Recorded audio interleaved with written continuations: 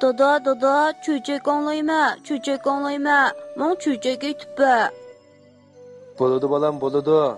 Men sanga-chu hozirlam Dilola cho'chaklarini qo'yib beray, ya.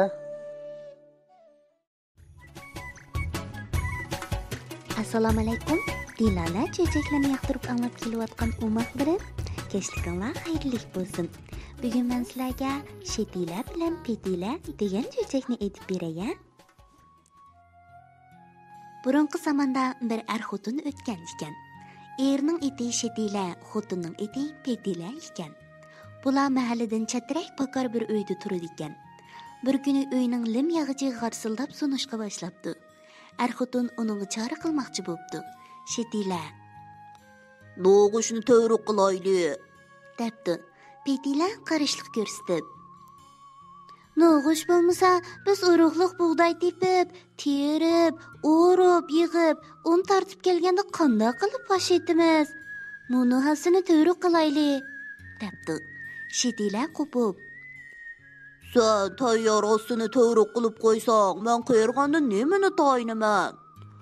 Tug'ilgan bolalarim cho'ng bo'lib, bosh-boshliqlik qilsa, nima bilan adablayman? Sen osh etayotganda u bangvash o'tin akirgili chiqib o'ynab qolsa, oson bo'lmasa, qandoq taloq chiqib qishqirib kiralayman-a? Hey, sen zodi kinlikni o'ylamaysan-da", debdi. Sunishga boshlagan yog'och pastlashga boshlabdi. Shu arada tonur ko'si qilish uchun saqlab yurgan bir tal yog'ichi bor ekan. Ular shuni to'g'ri qilib limni to'xtatib. Ular bir kuni qaynotasining uyiga jumalab beribdi. Qaytish vaqtida qaynotasi ularga 2 jin go'sht beribdi. Ular go'shtni akilib qozonga sapdi. Go'sht endi pishay deganda: "Voy xotin, go'shtni yeymiz. Tushko'lig'ish yo'q, qandoq qilamiz?" debdi Shetila bu gapni quvvatlab. "Biz hamma ishni oldin tayyorlab kelgan xotin turib, ajab uni o'ylamabdimiz-a?" debdi Petila. Ular tushko'lig'ishning archa yog'ichidan bo'lganligini, archining tog'da bo'lganligini aslashib, go'shtni qozonga qo'yib, avval taqqa bormoqchi bo'libdi. Ishni qo'liplab, oshqushni qo'yishga yer tanlabdi. Bular bir zamonlar kelib dehqonchilik qilsak lozim bo'ladi deb, bir tuz yerni hamon qilib, o'tirsa mum yog'och qadab qo'ygan ekan. Qarasa, muma xeyli egiz. Xotin bir-birini yo'lishib turib, oshqushni mumining uchiga esib qo'yishibdi va bu yerga hech kimning qo'li yetmaydi deb jazm qilishib, taqqa ravon bo'libdi. Bularga yo'lda bir hiylagar odam uchrabdi. U Shetila bilan Petilaga salom berib: "Yo'l bo'lsin, nega menishdilar?" deb so'rabdi. Shetila bilan Petila bir-birining og'zidagi gapni tortib olib so'zlab ketibdi. "Voy taqsir, bugun qaynotamizning uyiga jumalab borsak 2 jin go'sht berdi. Uni qozonga silib, amdi yeyli desa tushko'lig'ish yo'q. Shuni akilish uchun taqib ketyapmiz", debdi Shetila. "Ishni qo'liplab, oshqushni mo'mi yog'ochning uchiga ilib qo'ydik", debdi Petila. "Go'sht pishay deb qolgan, yana kirib yeb ketmislar-jumi?" "Nima deganlari bu, xenim?" debdi hiliq odam. "Undaqmi qilamdigan-ey?" Ular xo'shlashib o'z yo'llariga ketibdi. Shetila bilan Petilaning qarsi yetish bilan eliq odam uyga kirib, go'shtni yeb, sho'rpisini ichib, ishni quluplab, oshqushni yan avvalgidek mo'mi yog'ochning uchiga ilib qo'yib, o'z yo'liga ravon bo'libdi. Shetila bilan Petila taqqa berib, orch tepib, tushko'lig'ish yasab, 3 kunda Oron uyiga kelibdi. Ishni ichib kirishiga bir davlat qo'ng'izi o'milab bo'sug'idan chiqib atgan ekan. Birdamdala bir to'shikka kirib, ko'zdan g'oyib bo'libdi. Shetila bilan Petila kelib, qozonni olsa, hech nima yo'q. "Opla, buni eliqi qo'ng'iz yeb ketibdi", deb orqadan qo'g'lab chiqsa, hech yerda yo'q. Ishni yapmay kirganlik uchun xotin bir-biriga xeyli toptani qilishibdi. Oradan bir hafta o'tib, qaynotasining uyiga yana jumalab borgankan, cho'chira bilan mehmon qilib, qaytish vaqtida bir jon go'sht beribdi. Shetila bilan Petila uyga kelib go'shtdan cho'chira etibdi. Ash pishqanda Shetilaning esiga qaynotasining uyida cho'chirni cho'qi bilan ishkaliga gapdi-da, bir shartning hozirlanmaganligini bilib, darhol cho'kini qanday yasash ustida o'ylabdi. Uning shilvi yog'ochidan yasalganligini eslabdi. Shilva albatta tog'da bo'ladi. Oxir cho'churni qozonda qo'yib, ikkisi taqqa maqmoqchi bo'ldi. Bu qitim oshqushni burunqidan yushurroq joyga qo'yishni maslahatlashib, tonor tuvdagi kulgi ko'mib, ustiga agri buyri qilib suv sepib, balgi qilib qo'yib, taqqa mengibdi. Yo'lda yiliq odam bilan yana uchrashib qoldi. Shetilar bilan petilar bu navbat aldab qutulmoqchi bo'lib kelishyapti. Yo'l bo'lsin, debdi yiliq odam. Toqqa bormaymiz, shilvi yog'ich olmaymiz, cho'qqa yo'simaymiz, debdi shetilar.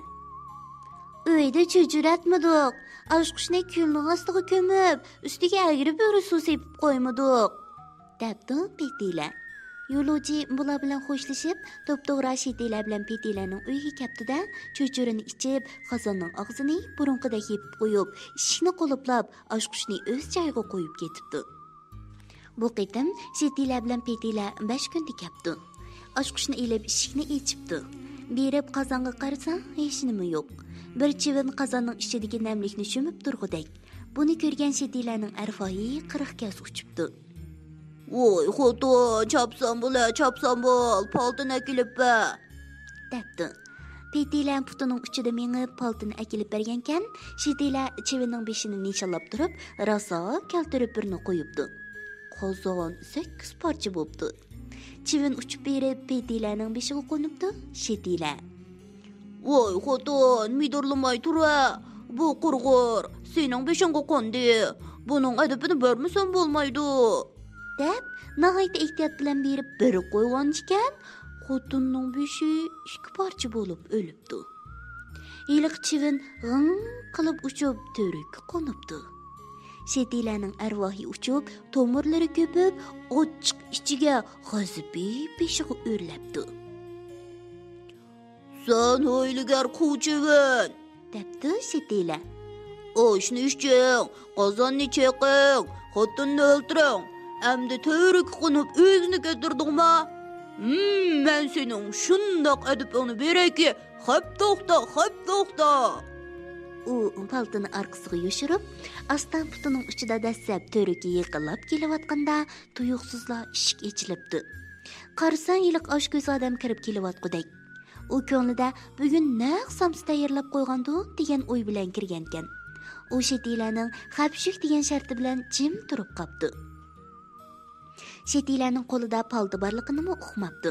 Shetilar atlab turib to'rikka rosa keltirib birini qo'ygankan, to'rik bilan billa limmi tushibdi. Chivin uchib talog'i chiqib ketibdi. Sungan yo'g'on lim yog'ash to'p-to'g'ri yiliq oshko'z odamning qoq cho'qqisiga tushib, voyjon deyishkimi ulgurolmay jon beribdi. Shetilar bo'lsa, uning bilan chatqi yo'q chivinni qo'g'lab ketibdi.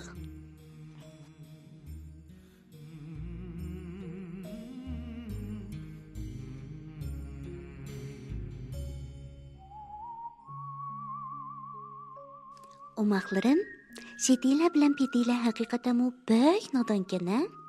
Men umrimda bundoq aqlsizlarni ko'rib boqmabdi ekanman, anglabmi boqmabdi ekanman.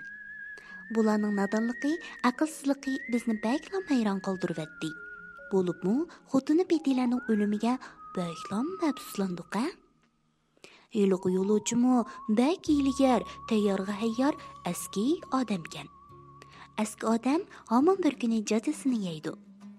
Shuning uchun umi tegishli jazosini yeydi-ku. Shunga biz shetilar bilan petilarning aqlsiz nodonligi, yo'lovchining hiyligar, tayyorga hayyor yaramsizligidan ibrat elib, aql farosat bilan ish qildigan yaramli bola bo'lishga tirishaylikmi? Kech bo'lib ketibdi, bugun baldir uxlanglar. Atumush vaqtda Dilala lidar salonni ko'rishaylik. Tatlı tushna sizlarga amra bo'lsin.